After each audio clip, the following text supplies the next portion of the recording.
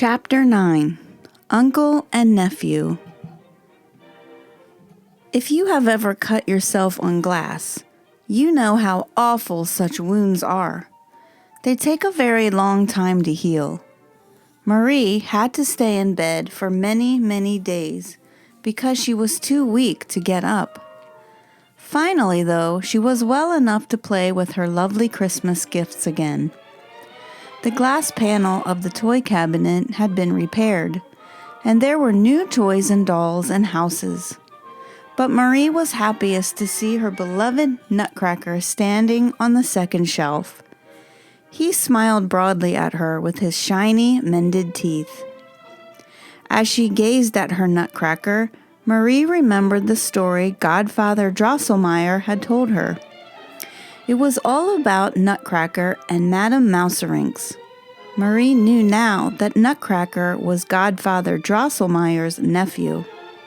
For during the story it had been obvious that the clockmaker was Godfather Drosselmeyer himself. "Why didn't your uncle help you?"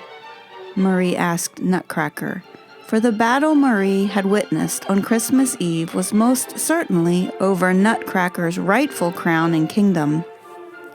Weren't the dolls and toys Nutcracker's subjects? He was destined to become a king after all. Marie stared at the toy cabinet, expecting to see the toys and dolls come alive. But they were silent, lifeless, and unmoving. "It's the curse of Madame Mouserings," Marie said firmly. "But it doesn't matter," she told Nutcracker. "I know you can understand me, even if you don't answer. You know that I love you, and I will help you in whatever way I can. And when we need Godfather Drosselmeyer's expert assistance, I will ask him for it."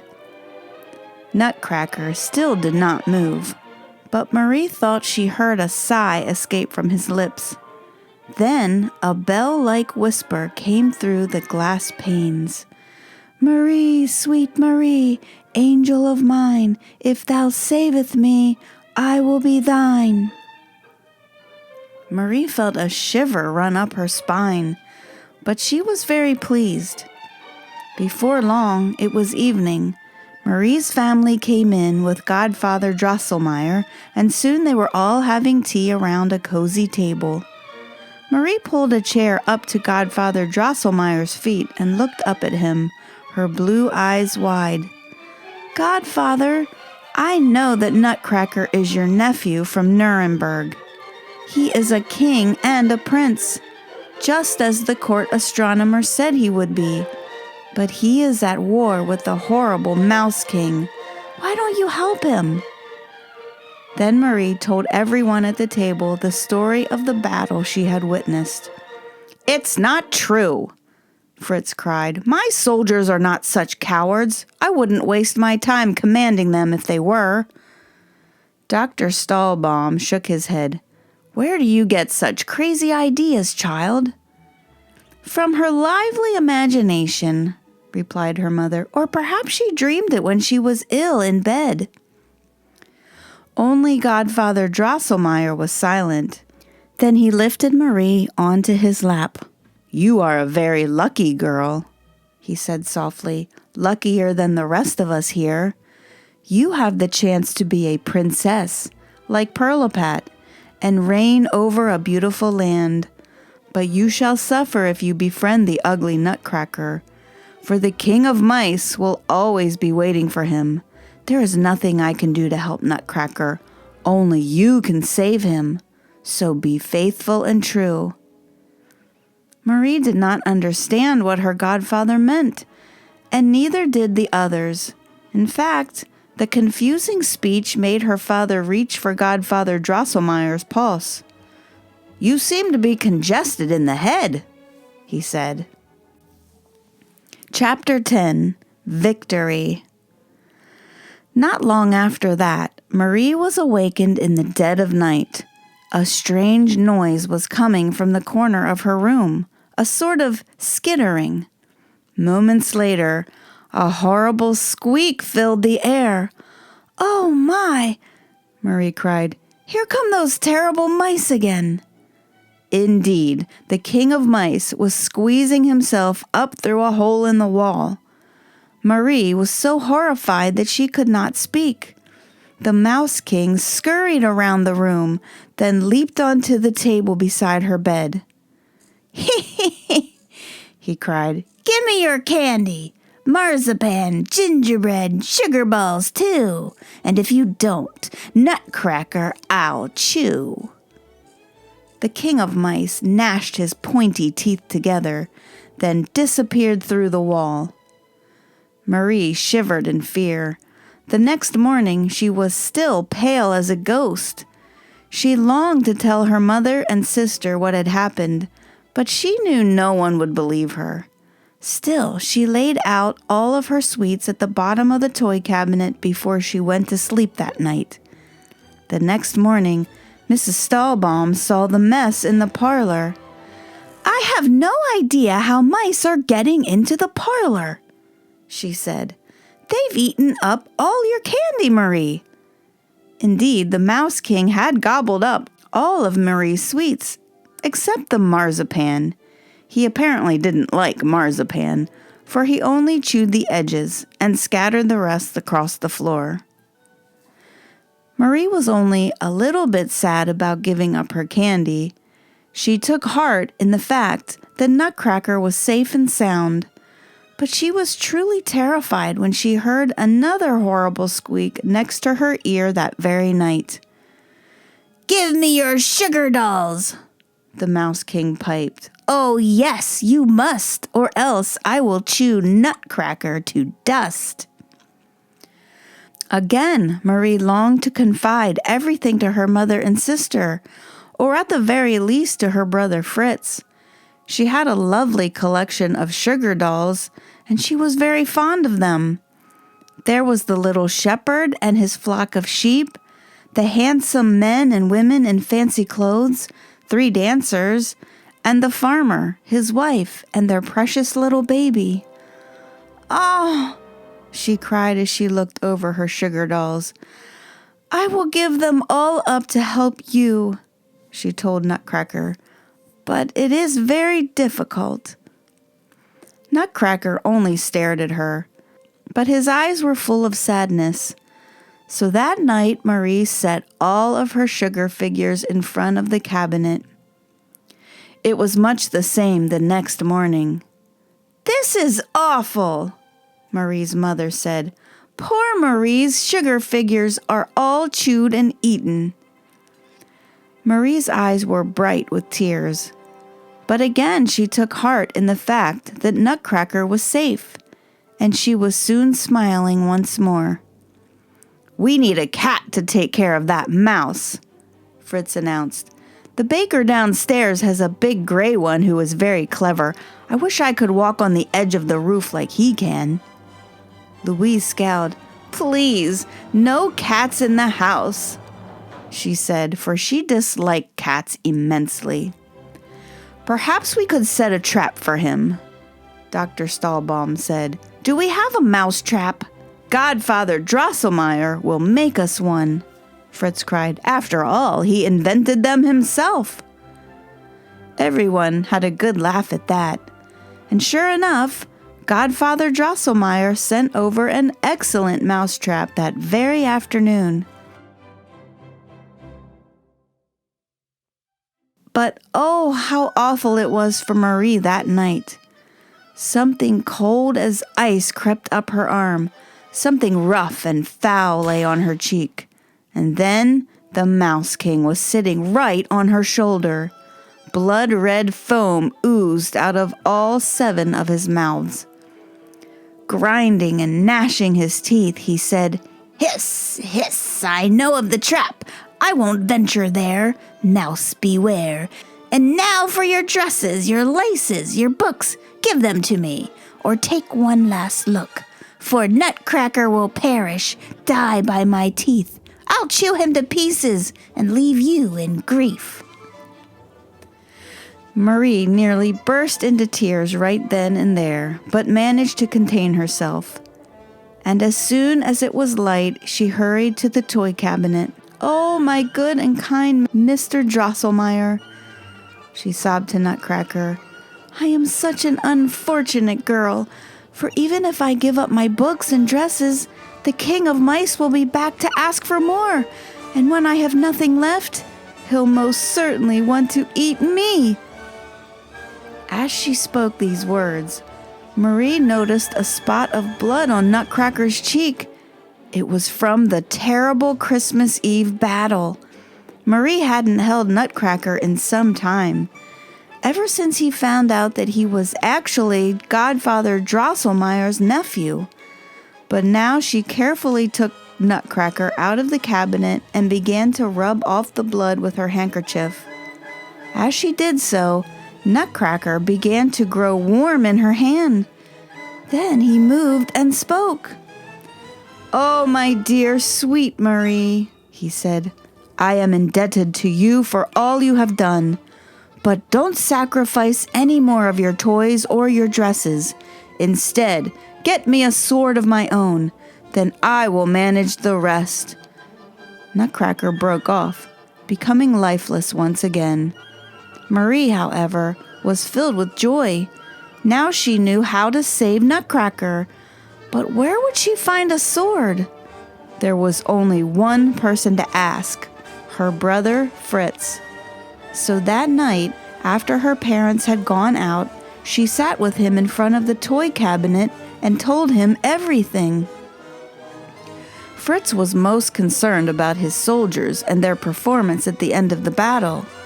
They had fled the scene and acted like cowards, and this upset him greatly. Fritz asked Marie again if this was really true. When she told him that it was, he plucked the feathers from their soldiers' caps and forbade them from marching. "And for a sword, I have one here," he said. He borrowed a sharp saber from a retired colonel and fastened it to Nutcracker's side. Then Marie and Fritz both went to bed. Just after midnight, Marie heard strange and awful sounds in the parlor. There was rustling and clanging, and then a horrible, blood-curdling squeak. "The King of Mice!" Marie shouted, leaping out of bed. All was silent until a soft tapping echoed on her bedroom door. "Please, open the door, Marie," came a voice. "Do not be alarmed. I bring joyous news." Marie hurriedly put on her bathrobe and opened the door. It was Nutcracker. His sword was covered in blood, and he carried the 7 jeweled crowns of the Mouse King. "Thank you, dear lady, for giving me the courage and strength to fight the King of Mice. He now lies dying in a pool of his own blood. Please accept this gift from me, your ever faithful knight." He removed the crowns from his arm and handed them to Marie. Marie smiled. "And now," Nutcracker continued, "if you would only follow me a short way, I have beautiful and enchanting things to show you." Chapter 11. The Land of Toys. Marie did not hesitate to go with Nutcracker, for she knew him to be a trusted friend. "I will follow you," she said, "but we cannot go too far, for I have not yet slept tonight." Nutcracker promised to take the shortest route and led her to the large old wardrobe. The door hung open, which surprised Marie since it was always kept closed. Nutcracker climbed nimbly up the sleeve of Marie's father's fancy winter coat. He pulled on a tassel hanging near the collar, and a ladder tumbled down through the sleeve, which suddenly seemed very big. "Now, if you will step up the ladder," Nutcracker said. Marie obliged and was soon poking her head out through the neck. As she did so, a dazzling light streamed down on her. She was suddenly standing in a sweet-smelling meadow sparkling with light. "This is Candy Mead," Nutcracker explained. "But soon we will pass under that arch." Marie looked up and saw a glorious archway just ahead. It was made of baked almonds and raisins. At the top of the arch was a balcony. 6 monkeys in red suits sat on it, playing music on brass instruments. The music was so lovely that Marie barely noticed that she was walking on a path of hard candy. "It is so wonderful here," Marie cried in delight. "This is Christmas wood," Nutcracker exclaimed. He clapped his hands and several shepherds appeared. They were so white that Marie thought they might be made of sugar. They brought in a reclining chair and invited Marie to have a seat. As soon as she did, they began to dance a pretty ballet. When they were done, they all disappeared. "I apologize for the poor dancing style," Nutcracker said. "Those dancers are part of a music box and can only do the same movements over and over again. But shall we continue?" Marie stood and followed Nutcracker. They walked along a babbling brook that filled the air with a wonderful smell. "This is Orange Brook," Nutcracker said. "It is quite pleasant, but not as spectacular as Lemonade River. Both of these waters fall into the Almond Milk Sea." They walked further, and Marie caught a glimpse of a yellow river as it tumbled into a giant cream-colored sea. Just a little ways downstream, they came upon a charming village. The buildings were all dark brown with golden roofs. "This is Gingertown on Honey River," Nutcracker said, pointing. "We won't visit because everyone who lives there always has a toothache." The next little town had shimmering buildings of all different colors. There was quite a hubbub in the town center, where busy people were unloading bars of chocolate from a dozen wagons. "This is Candy Village," Nutcracker explained. "These people are busy unpacking a shipment from the King of Chocolate. They've been receiving threats from the Prince of Flies, and the king has sent materials to strengthen and protect their houses. But we are losing time seeing the country. We must go on to the capital." Nutcracker hurried now, leading the way down the path. Soon the scent of roses filled the air, and everything around them was covered in a soft pink hue. Lapping the ground in front of them was a giant rose-colored lake. The lake seemed to get wider and wider as Marie gazed at it, and swimming across its surface were beautiful white swans with gold collars. "Oh," Marie cried, "this must be the lake Godfather Drosselmeyer once told me about." Nutcracker smiled. "Let's sail across its rosy waters to the capital." Chapter 12. The Capital. Nutcracker clapped his little hands. Within moments, a lovely shell-shaped boat appeared on top of the cresting waves. Made of colorful, glittering stones, it was pulled by a pair of dolphins. As soon as Marie and Nutcracker climbed inside, the boat began to cross Rose Lake.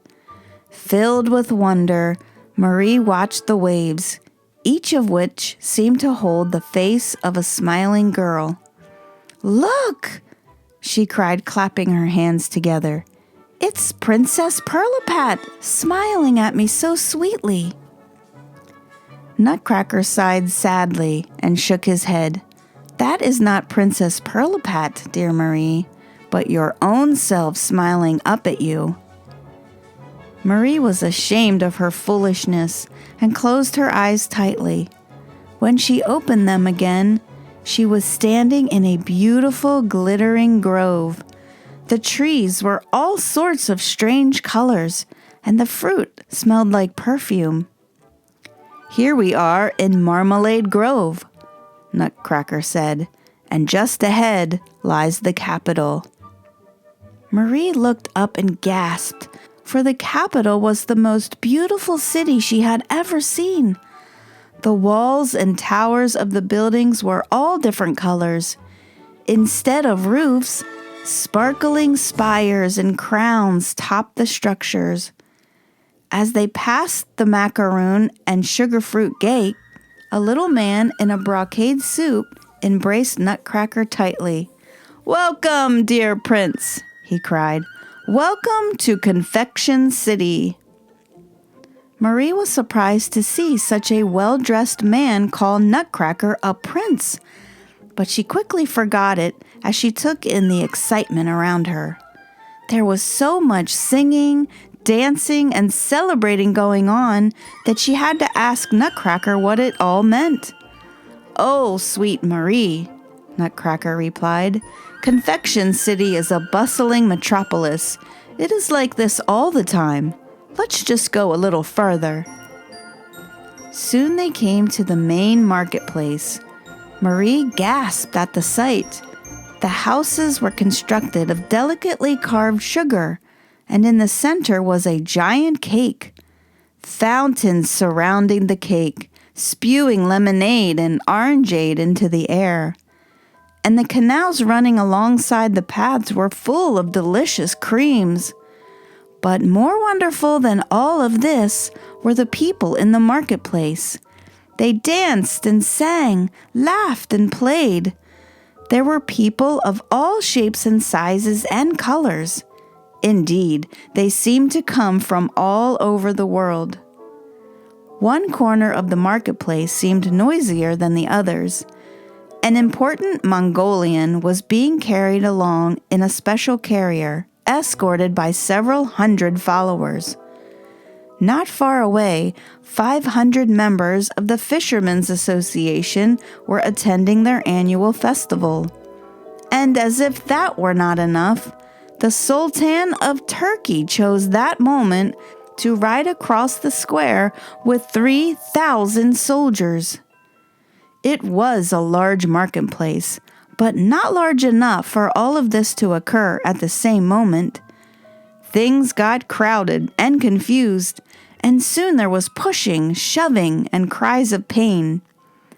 The man who had embraced Nutcracker just inside the macaroon gate climbed to the top of the spire. "Pastry cook! Pastry cook! Pastry cook!" he shouted. In an instant, the crowd quieted. The people untangled themselves, brushed themselves off, and went on their way. "Why did the man call out pastry cook?" Marie asked. "Oh," Nutcracker replied thoughtfully. "In Confection City, pastry cook refers to a strange and terrible power that can do whatever it wishes with people. The citizens live in such fear of pastry cook that just mentioning it will put an end to any scuffle." By then, Marie was only half listening to Nutcracker, for she had seen a beautiful castle up ahead, bathed in a rose-colored glow. It had 100 sparkling towers. Scattered on its walls were glorious bouquets of violets, tulips, and carnations, and the giant dome in the center of the building was covered in thousands of glittering stars. Marie was awestruck by this magic palace, yet she noticed that part of one of the tower spires had been broken off. "This beautiful castle was recently under attack," Nutcracker exclaimed. "A terrible and hungry giant named Sweet Tooth walked by and bit off the top of that tower. He was just about to chew on a large dome when the people of Confection City offered him a quarter of the town instead. The giant ate it all, then stopped and gorged himself at the Marmalade Grove. His belly full, he went on his way, leaving the good citizens in peace." Nutcracker's story was interrupted when soft music filled the air. The castle gates opened, and 12 pages made of precious stones and gold stepped out. They carried whole cloves, which were lit torches, Behind the pages came 4 ladies about the size of Marie's mistress Clara. They were so beautiful and dressed in such finery that Marie knew at once they had to be princesses. The ladies hugged Nutcracker warmly. "Oh, dear brother," they cried, "beloved prince!" Nutcracker embraced his sisters, his eyes overflowing with tears. Then he wiped them away and took Marie's hand. "This is Marie Stahlbaum," he said. "She has saved my life. Had she not thrown her shoe, sacrificed her treasured belongings, or given me a sword, I would have been bitten to death by the horrible king of mice. And now I ask you, can Princess Pirlipat compare with the kind of virtuous Marie?" "No!" cried the princesses. They hugged Marie with tears in their eyes, grateful for her strength and good deeds. Then Nutcracker and Marie were led into a castle hall made of sparkling crystal. Quaint little sofas and chairs and writing tables made of carved cedar wood furnished the hall. While Marie and Nutcracker rested in 2 cozy chairs, the princesses prepared a banquet in their honor. Marie watched the princesses work. They got out tiny cups and porcelain dishes and golden spoons and knives and forks. Then they began to prepare delicious-looking fruits and sugar cakes. They gently squeezed the fruit, grated the spices, and rubbed the skin off the almonds. Marie admired their work, for the princesses clearly knew a great deal about cooking. But she felt a little envious and wanted to do some of the preparation herself. One of the princesses seemed to read Marie's mind, for she said, "Sweet friend, would you please pound a bit of this candy?" Marie beamed and took the mortar and pestle. As she pounded the candy, the sound seemed to make a kind of lilting music. She heard Nutcracker tell the tale of all that had happened, but as he did so, his voice seemed to get further and farther away. Then she saw a girl who looked quite a bit like herself floating in the clouds, and the princesses and Nutcracker and the pages were there too. Then the air filled with a strange buzzing, and Marie was lifted higher and higher and higher. Chapter 13. A Dream Come True. Crash! Marie tumbled and landed. When she opened her eyes, she was at home in her very own bed. It was morning, and her mother was standing right there in her room. "You've slept very late this morning, Marie," she said. "Breakfast has been ready for a long time."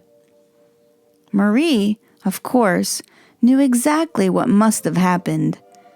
Dazed by all the wonderful things she had seen in the land of toys, she had finally fallen asleep in the castle, and someone, perhaps the pages or the princesses, had carried her home and put her to bed. "Oh, Mother," Marie cried, "last night Nutcracker took me to the most wonderful places." And she told her mother all about Christmas Wood, Gingertown, Lemonade River, Candy Village, Marmalade Grove, and Confection City. Mrs. Stahlbaum listened to her daughter, then looked at her quite seriously. "You've had a long and wonderful dream," she said, "but now you must forget all about it." Marie, of course, knew that it had not been a dream. When she insisted, her mother took her to the toy cabinet and pointed at Nutcracker. "He is as still and lifeless as ever, you foolish child," she said. But Marie was not convinced. She knew in her heart that Nutcracker was really young Mr. Drosselmeyer from Nuremberg. This caused her parents to laugh at her, and even Fritz called her a silly goose. Annoyed, Marie went to her room and brought out the sparkling Mouse King crowns. Her parents stared at them in amazement, for they were so intricate and beautiful that they could not have been made by human hands. "Where did you get them?" her father asked.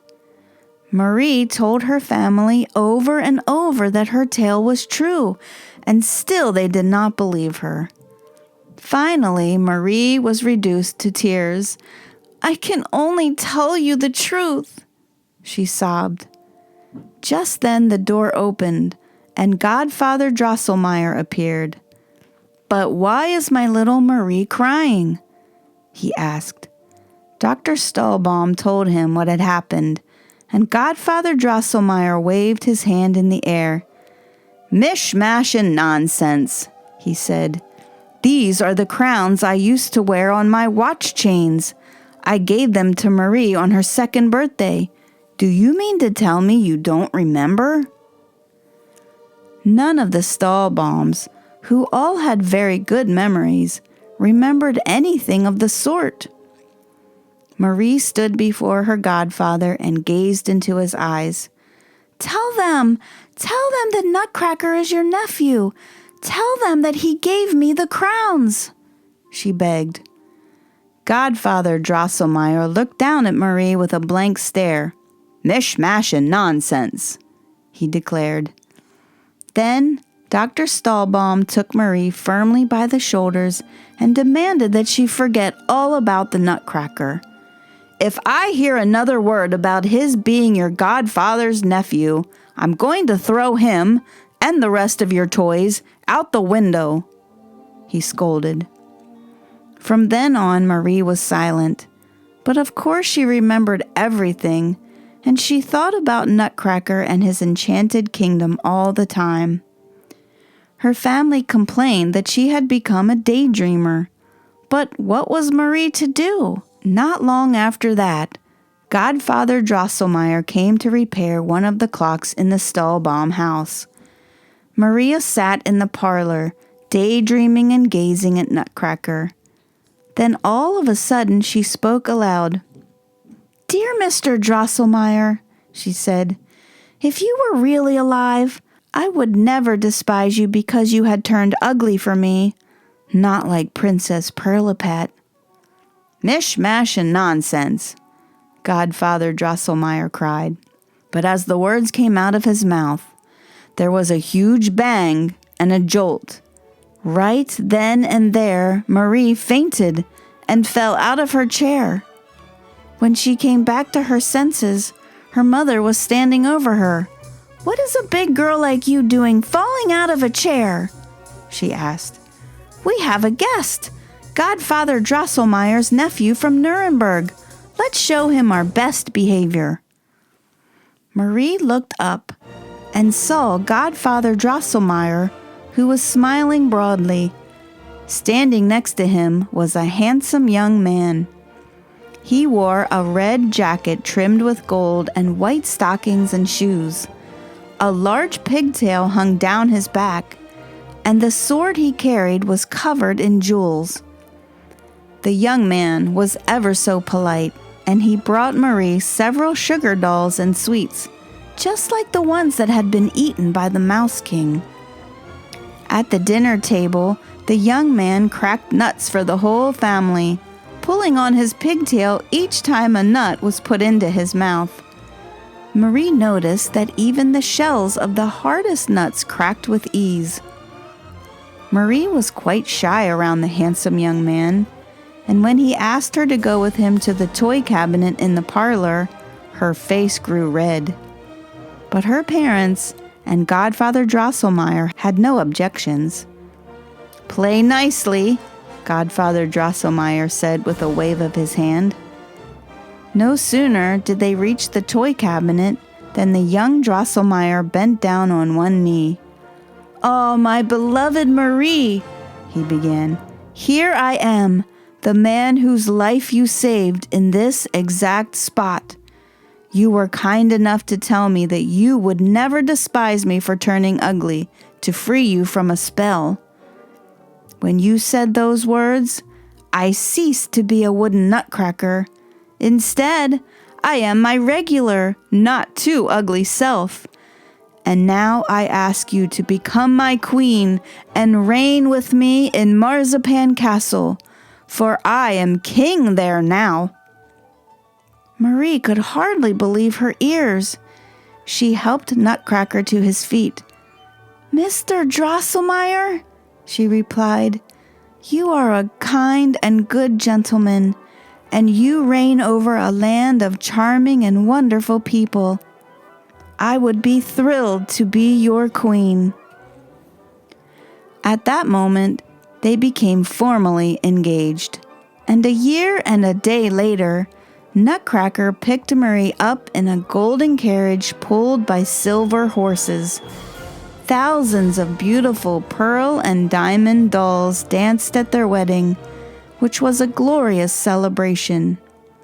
To this day, Marie is queen of the enchanted land made up of sweet and sparkling buildings, forests, and people.